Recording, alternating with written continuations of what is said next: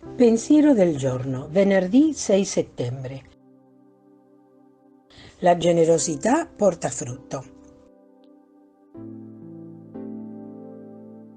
In verità vi dico che chiunque vi darà da bere una tazza d'acqua non resterà senza ricompensa. Vangelo di San Marco, capitolo 9, versetto 41. Non importa se possiamo dare molto o poco, ciò che conta è come diamo, quanto amore mettiamo anche in un piccolo gesto di cura per gli altri. A volte basta dare un bicchiere d'acqua fresca, come dice il Vangelo. Un bicchiere d'acqua è un gesto semplice e grande agli occhi di Dio se è fatto nel suo nome, cioè per amore. L'amore ha tutte le sfumature e sa trovare il modo migliore per esprimersi.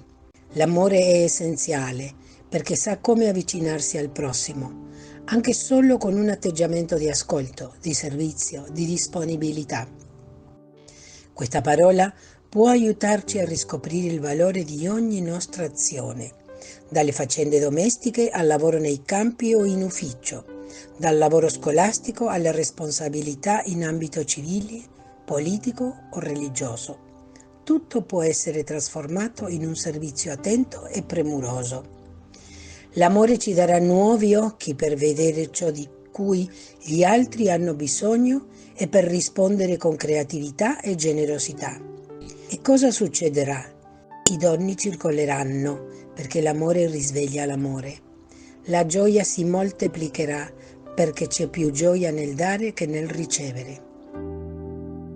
Chiara Lubick, estratti dal commento alla Parola di Vita, ottobre 2006.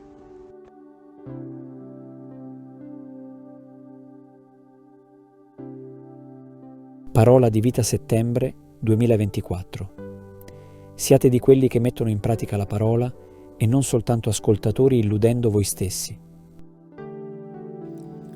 Siamo membri del movimento dei focolari da vari paesi dell'America Latina e dall'Italia. Ti è piaciuto il video? Metti mi piace. Abbonati al canale. Suona la campana.